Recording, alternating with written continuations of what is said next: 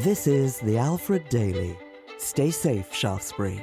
It's Friday, the 29th of May. I'm Kerry Jones. Shaftesbury Town Council back plans to prevent daytime traffic on the High Street. Because this is a response to these extraordinary circumstances. Changes at Shaftesbury Football Club could bring more opportunities for young players. It's really to be as one club, one team, have one agenda. Amazing Grace, Shaftesbury's mayor, town crier and town band musicians celebrate a 100-year-old's birthday. It's been a lovely day. Couldn't be better. A Shaftesbury aromatherapist turns author with a magical children's book. Hopefully it has moral lessons in it. East Stour's medicinal herbalist, Julie Wood, with elderflowers' special properties. Today I'm sitting beneath a tree of folklore. Karen and Kate chat over the garden fence with stories of the days before health and safety. You would have thought somebody somewhere would have made sure that sailors could swim. And a robin provides our Breach Lane birdsong. Hello, I hope you're well. Last night, Shaftesbury Town councillors voted to back temporary pedestrianisation of the High Street between Angel Square and the Commons by the Grosvenor Arms Hotel. The idea had been put forward by the Chamber of Commerce to help town centre traders bounce back as the lockdown is eased. When shops reopen, we'll have to practice social distancing, but the town centre's pavements are narrow. It's thought that by restricting traffic, pedestrians will be able to pass safely by stepping into the roadway. That's why a one-way option hasn't been discussed, because with that model, many vehicles would still be using the High Street. Councillor Piers Brown was keen to stress this is a coronavirus response and isn't a permanent measure. I'm going to keep stressing the word temporary because this is a response to these extraordinary circumstances, and this is not under any circumstances meant to be a permanent change. Dorset Council has the final say on any proposed highway restrictions. Piers said Town Council representatives and Chamber of Commerce members had spoken with Dorset Council this week. We are far exceeding the position we are in the process compared to our counterparts throughout Dorset, and Dorset Council have actually credited us on that. Last night, councillors raised a number of concerns. How would deliveries reach shops? Where would buses operate from? And how would blue badge holders and disabled shoppers access stores? Piers attempted to answer some of those questions. We're in consultation currently with the bus companies to work where is the best place to relocate their bus stops. We're looking at everything from additional disabled parking spaces as close to that pedestrianisation as possible, in new and existing locations to help support people who have accessibility needs. Is we need to consider ramps so people can, if they're walking down the carriageway and they can't step up a curb or they're on a mobility scooter, that they can then mount the curb safely through a ramp so they can then access a shop as they would and join the social distancing queue on the High Street. The other thing we're looking at is the possibility of giving away free masks for people to help them feel safer and more confident shopping. Looking at the possibility of sort of street brand ambassadors to help support people as well. Town Council business manager Bree Logan said they had considered the safest option for delivery driver access. One thing that they're looking at is one way in for vehicles and one way out for delivery vehicles. And because our high street businesses are impacted because they don't have rear delivery access, we cannot compromise the deliveries of the small high street shops. We want to support those high street shops, and that's the only possible option. So even those businesses that we've spoken to who are supportive, 7 of them have said that they are concerned about deliveries, hence why we've listened and looked at how we can incorporate that into the plan. Piers suggested times for the High Street's closure following discussions with Dorset Council this week. The best fit for the High Street is going to be a 9 till 4, 7 days a week, but allowing deliveries. Now, Dorset Council will have to do a full assessment of that and will come to their own conclusion. And they are the experts on this, so we'll accept what they say, but that is our interpretation. Councillor John Lewis said volunteers would have to be on hand during the hours of road closure. It would need to be manned and people need to be turned away if you're going to make it work. Councillor Andy Hollingshead supported the temporary closure of the High Street, but as a Bell Street resident, he was concerned that vehicles could be funnelled down there. I would urge that when highways are considering the traffic flow, that they really concentrate on what the impact on somewhere like Bell Street is. Damage does get caused to houses and gets caused to porches by large vehicles trying to get through and misjudging. Councillor Piers Brown shared figures which indicated majority support from the retail sector in Shaftesbury. 67% of businesses that we managed to contact were in favour of this. The other businesses raised some very valid concerns, a lot of them around deliveries, the other ones sort of, people being able to make quick sort of pop in and pop out kind of purchases. Both Councillor Karen Tippins and Councillor Peter Yeo felt that the 15 businesses reached during an informal consultation was not a representative sample. And out of the 15 shops, 5 of them have said an absolute no. And some of those shops are the largest retail shops in the high street. That is not representative. There's over 60 businesses in the high street. We should be trying to get things back to as they were as quickly as possible, i.e. having cars and people able to go into the high street. Bree Logan. 34 businesses were attempted to be contacted by phone. A lot of them did not have a voicemail facility. We then tried to find out their contact details via email. Some of them we then successfully sent messages to so that we could ask them a series of questions. But it's been quite challenging getting hold of a lot of the shop owners because clearly they've shut up shop. They have no voicemail message. If they have no email either, it's been quite tricky. So that out of the ones that we have successfully contacted, that is the stats so far. But it is important to recognise that is work in progress. 8 councillors supported the road closure. Councillor Peter Yeo voted against. Councillor Karen Tippins abstained. Dorset Council will now look at the plans and the logistics and timing of any closure. A majority of councillors also supported spending up to £5,000 on arranging the temporary road closure. Councillor Piers Brown said they would monitor the success of the project on an ongoing basis. If this doesn't work after giving it a go for a while, we will review it and we will look at alternatives. A 100th birthday is a special occasion, and the friends and family of Grace Berwick, a resident at Churchill Hardy Lodge on Copper Street, were determined that her big day would be marked appropriately. Yesterday lunchtime, the occasion was marked with a card from Her Majesty the Queen, and Shaftesbury Town Crier Cliff Ski brought well-wishers to attention. Oh yay! Oh yay! Oh yay!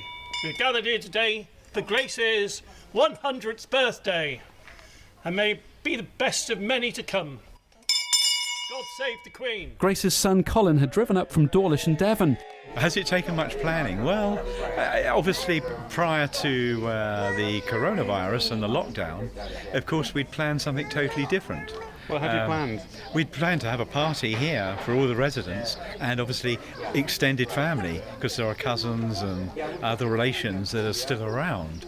But obviously that all had to be put on the back burner, so to speak, and this was the best we could do to keep within some sort of government regulation. Grace's granddaughter from Wincanton, Izzy Berwick, had arranged for 2 members of the Shaftesbury Town Silver Band to play Amazing Grace and Congratulations. It's been quite a tough year, isn't it, for your nan? Yes, she was poorly at the beginning of the year and she was in hospital for 2 months. So it's been tough. Did you get a pressie for your nan? I did, yes. What did you get a 100-year-old? I got her a cushion with a picture of me and her late husband on it. Colin says his mum used to live and work in South London, where she looked after a showbiz clientele. Probably I would say she was a dressmaker, but she also did a lot of work for some celebrities, and I won't name too many of them, but Bruce Forsyth and his family. I worked in a really nice dress shop, and I used to meet nice people, like Harry Seacombe and his wife. Angela Berwick says Grace is still handy with a needle and thread. And just last year, I gave you this dress, didn't I? Yes, and you took it in for me just last year. Wow. Yeah, So she can still use the needle. You and never lose it, do you? I was quite impressed. When you took my dress in, do you remember? Yes. Yeah. Yes, I do. Yeah. Colin says his mum can look back on a long and happy life. When my father retired, they both moved to Spain. Cut short, obviously, by someone passing away. But Mother did manage to get 20 years out there, and then we brought her back. So she's had a good life, and this is a lovely place to spend the final years of our life. She's got a lot of good people around her now, and I think they all enjoy themselves. But the most important thing, Grace said she enjoyed spending time with members of the Berwick family, aged between 1.5 and 100. It's been a lovely day. Couldn't be better. I've enjoyed it immensely. Yes. So Grace, you've got Edie here. How old's Edie, Angela? Edie's 1.5. Edie is 1.5. What advice would you give Edie for her life so she can live to 100 like you have? Just a very good life.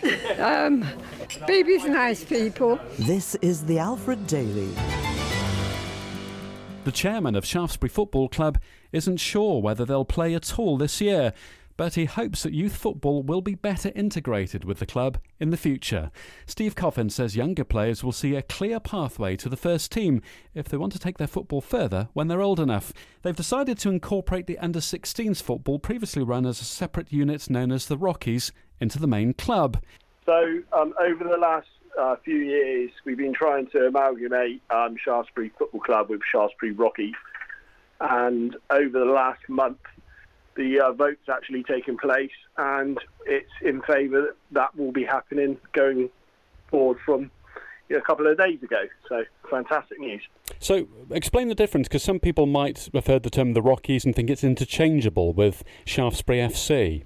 So that was a common thing, and the Shaftesbury Rockies were formed. I was actually in the first Rockies team ever to play a competitive match. Before that, it used to be sort of a Saturday sort of youth coaching thing done by sort of Darren Naylor. Shaftesbury Football Club, which is senior, were never back in the day really that keen on amalgamating through different reasons. And since I took over and was chairman, we've always wanted to be as one, all doing the same thing, all being a community club from youth, potentially under 6, all the way up, men and women, up to a senior level. Shaftesbury Youth goes from at the moment, under 10s to under 16s, which we are going to try and catch some of them younger years, under 9s and under 8s. We're going to have a director of youth football, which will oversee that, so it's not necessarily so much extra workload on the current directors. Steve says Donna Lanes will play an important role in the club.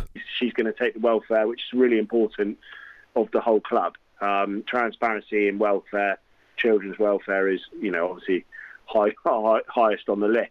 And you can't afford to have any mishaps or, any mistakes made in that area. So it's really important that Donna's a very well-known welfare officer, and she's brilliant at her job. So we're really pleased that's just one of the major things that come out of something like this, that, she was welfare officer for the youth, but we had an under-18s and had to do our separate welfare. And, it's the under-16s are then playing in the under-18s. So it all crossed over. And it's, one of the things is it's just going to be dealt with by one club rather than two separates fighting one corner, I mean, the Premier League is going to return from the 17th of June. I don't know whether you've had any guidance for when you start football again about how you might have to change the way you do things within the club. Yeah, so no, we haven't. I'm not sure that we'll start this year, if I'm honest. I don't think it's, the most important thing to go back through for the government. Obviously, it is to us. The Premier League, it's a money pit. That's the reason why they're starting. I personally don't believe that anyone should risk their safety for non-league football at the moment. Quite funnily, we haven't got a manager at the moment, so hopefully I've got another couple of weeks to sort that out. I've been quite busy. So in terms of a manager then, I mean, can you pay a reasonable amount? Don't worry, I'm not going to apply. No, it's not. It's really done. It's a full-time job. Any manager, I take my hat off to any manager at any level. The commitment they have to put in is a full-time job. and it's paid pittance. It's you know, a little bit of expenses or whatever, but in the they are completely below minimum wage, and if they had a union, then I think a lot of clubs would be in a lot of trouble, in a joking way. But you know, that's one of the reasons why it's really hard to get rid of a manager, because everyone puts all their efforts into what they do for not really much of a financial reward at all. This is the Alfred Daily. Stay safe, Shaftesbury. A Shaftesbury-based alternative therapist has published her first children's fantasy novel. Faye Jones's book follows the time-honoured battle between good and evil in her mythical land of Shreen. A magical map and a dragon feature in the story of two siblings' adventure, saving the magic. Two children, brother and sister, who happen upon a magical land quite accidentally, and they get thrown into a quest, really, to help save the magic of the land. Faye decided to write a fantasy novel when she saw how much fun her own two children had when they used their imagination during play. I just found that it was a very creative thing for me to do, watching them in their little fantasy world being creative. It inspired me. I suppose you have to be more creative yourself because you're inventing a whole new concept that you can't relate to in normal life. You can't sort of say, well, this is going to be set in Shaftesbury, but we'll call it Shaston, like Hardy would have. You've got to invent everything anew. Yes, but you find inspiration from the world around you. People say that you should write about what you know and put your own experiences into a book. So how have you taken things from everyday life around Shaftesbury and merged this into this fantasy world you've written about? Well, I suppose because I'm an aromatherapist and I've worked with plenty of people and energy, if you like, just creating a better place for people to be in themselves, so helping them change their attitude to life, and you get magical results from that. So I think that's what inspired me to think, well, this could go further and create a really magical world for children. Are there some lessons in the book? Hopefully it has moral lesson in it, that you use your personal energies for good, and that actually you can, whatever you do in life, if you put your mind to it, you can succeed.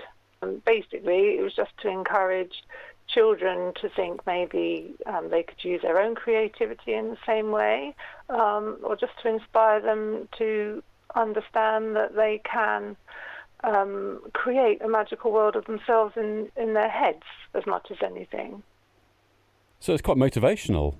Hopefully. I like to read self-improvement type work that works on your subconscious or on your psyche, or, just to improve your life in general by changing the way you are. Is that things like, is it neuro-linguistic programming, that kind of thing, NLP? That kind of thing, but I don't think I've really read much on that. Are you hoping that you're going to create a series out of these books, or is this a one-off for you? I would like to write a few more as well. Shreen, Saving the Magic by Faye Jones is available on Amazon. Medicinal herbalist Julie Wood will be here very soon talking about the power of elderflower. Before that, though, Karen and Kate chat over the garden fence. Hello, Kate. Hello, Karen. How are you? Oh, blooming, getting nice and brown in all this lovely sunshine. Isn't it lovely? It does feel a bit more like midsummer rather than late spring. I was emailing a friend yesterday who I haven't spoken to for, finger-wise, for about 6 weeks. And I said, I feel as though I'm in this kind of fugue state where nothing makes any sense. I can be a bit doolally most of the time, but really, I think I'm losing it these days. It is so weird because you sort of imagine that you're in a bubble, but the rest of life goes on outside, but it doesn't because everybody's in a bubble. That's absolutely true. And I find it really strange because one of the people I've got quite friendly with over the last few weeks is my neighbour, who I haven't spoken to hardly at all for 18 months. And now we speak every other day because he's passing to and fro in front of them. I mean, I have a lot more to do with my next door neighbour, the other side, not your side. Yes. When they were at work and I was busy, we just perhaps saw each other once a week or less than that.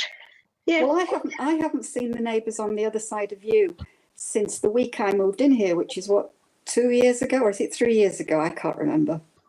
Mind you, talking about dates, I sort of turned my computer on this morning and I've got one of these programs which tell me about sort of special days and things. And it turned up with, it was the anniversary of my father's death. And I hadn't thought about it, and I suddenly thought about it and worked out it was 49 years since he died. Gosh. And then I thought, well, where's this, where's that? So I thought, oh, I know, I'll go and look. I have got his, what's it called? Apprentice's indenture. Oh, wow, what was he for? From 1923, he was apprenticed to the steamship company Glenmorag in Glasgow, and he was 14 and 8/12 of a year old.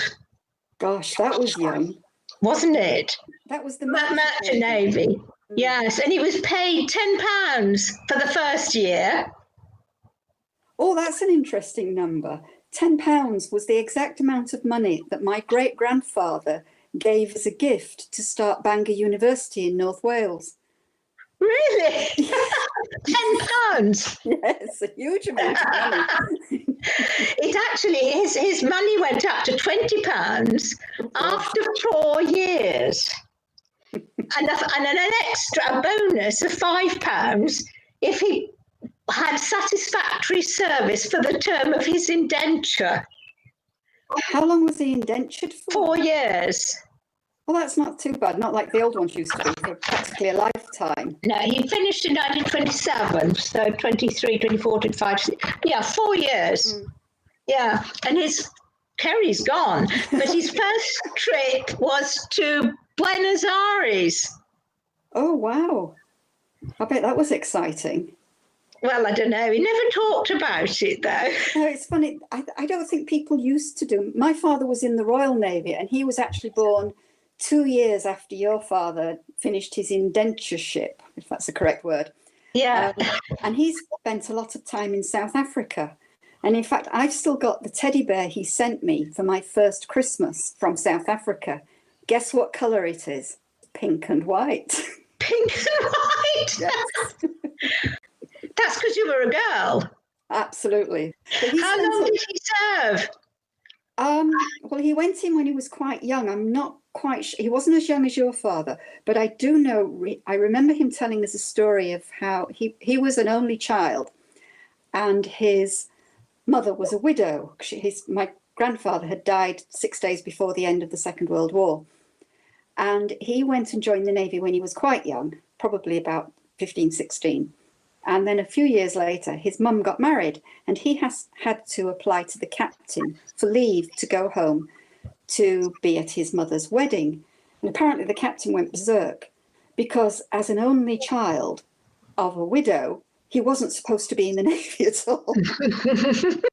Well, I think that there wasn't so much joined up regulation. No. The regulations were there, but it wasn't quite joined up. For example, I can remember also my grandmother telling me she went out to India at the end of the First World War with her then husband, my grandfather. And it was only after she'd been there almost a year when they realised she was under 21. And because she was under 21, she was sent back to England because her father hadn't given permission.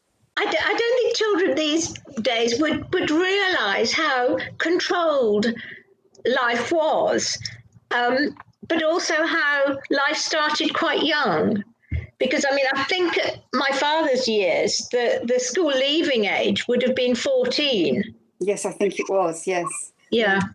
And also when my father left school, it would have been 14 to 16.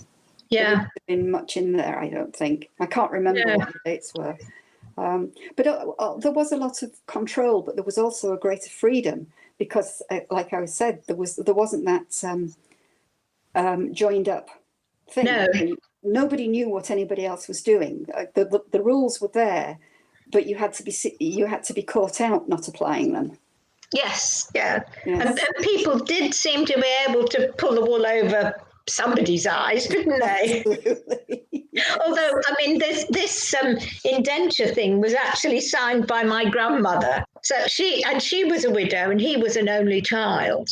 But it was quite a sort of brave thing, A, for him to do, and B, for her to do it, to let her only son go. Don't suppose she had much choice in the matter. And no, I don't think so.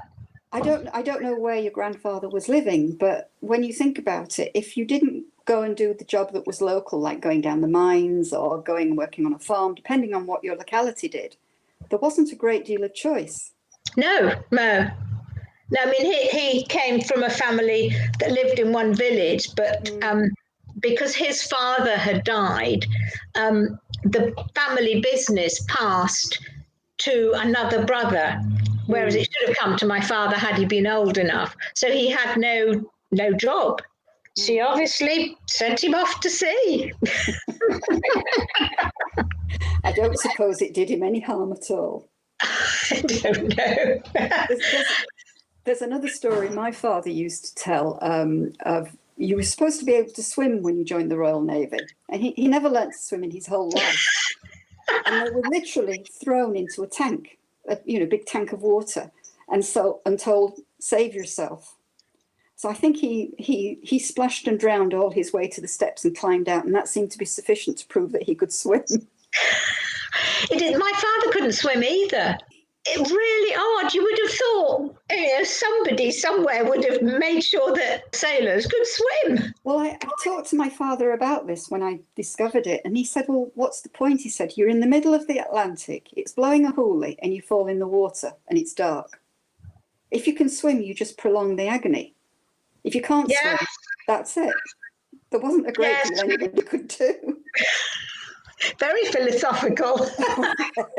That's all I've got on my dad at the moment. Maybe we'll have to think of some more for next week. How about you? I think so. I've just finished by showing you my latest disaster from the online shopping. I thought I'd treat myself to a bar of chocolate. Right. And I do everything visually. So I ordered this dark original chocolate from Waitrose, and it came, and it's about 3 inches by 1.5 inches. That's not even 2 bites. No, I thought it was going to be a really big one. The picture looked big. Anyway, I'll speak to you again next week. Okay, Kate. Bye-bye. Let's go to East Stour and hear from our medicinal herbalist, Julie Wood. Hello.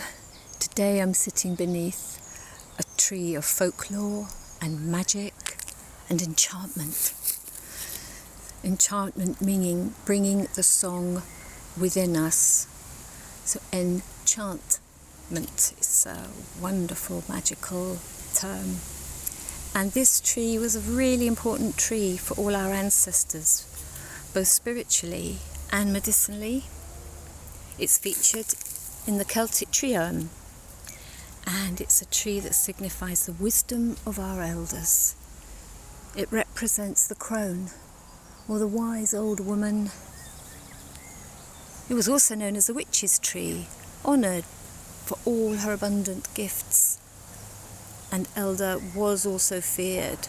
She's a very powerful tree, and the country folk treated her with great respect, never cutting her down thoughtlessly and always harvesting with gratitude. So Elder will grow easily from any of its parts, so it's very easy to take cuttings. This property gave the tree a value for spiritually for regeneration and renewal. And a phrase that's very much associated with the elder is the beginning in every end and the end in every beginning. So elder wisdom can also help us with change and transformation and help us release our fears. So this perhaps is a tree for our time right now. Not only spiritually for fear and change and transition, but also practically because it has antiviral properties. Many of you will have already noticed the flowers are now appearing in abundance all around us in Shaftesbury in the countryside. I'm sure some of you have already been out harvesting for cordial and champagne. But both the flowers and the berries are antiviral, and research has shown they seem to be able to protect us at the cellular level. So they prevent viruses from actually penetrating the cell membranes. And one study showed that an infusion made with elderflowers, also with St. John's wort flowering tops and soapwort root, inhibited influenza viruses. So in addition to being antiviral, the flowers are also anticatarrhal, antispasmodic or relaxing, anti-inflammatory and diaphoretic, meaning they will increase perspiration, and this is seen to be an internal cleansing of the body, promoting sweating, and this will also reduce temperature. So you can see for all of those actions, elderflower can be a very useful herb for viral infections. You could take the fresh flowers or the dried flowers as a hot tea, and that will help to bring out the sweat and help with fevers and the initial infection. It's a good time to take it right at the beginning of any infection. You can combine it with a little bit of peppermint and yarrow to make a particularly useful tea for chills and colds and flus. And but as always with all herbs, do check out the cautions for the herbs. So for example, you would not be taking yarrow if you're pregnant, and you just need to check out your medication with the herbs, but these are fairly safe herbs. The other condition I would use elderflower for is hay fever, because it's anti-inflammatory, it's soothing and calming, and anticatarrhal, can be really helpful to help treat all the symptoms that people experience with hay fever. You might find it helpful with sinusitis and any catarrhal condition of the upper respiratory tract. Another use for elderflowers is for inflammation, is as a cold tea, and you can use that to soothe inflamed eyes or even sunburn. And this soothing emollient property lends itself to being used on the skin to soothe any kind of soreness. You could perhaps even make it into a hand cream. So the berries are also antiviral, and we'll be talking about those again in the autumn, I've no doubt. They're rich in vitamin C and iron too, so making a syrup with that gives you a medicine for the autumn, when we traditionally see the colds and flus doing their rounds. So it's a great medicine, prophylactic, preventative medicine in the autumn. So another part of the plant that we use are the leaves. Now, these are very powerful, and they will have an effect on the body of purging. So I don't really use them internally.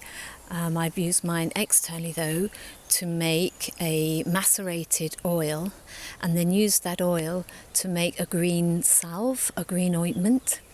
And this ointment I've found to be really useful for bruises and sprains.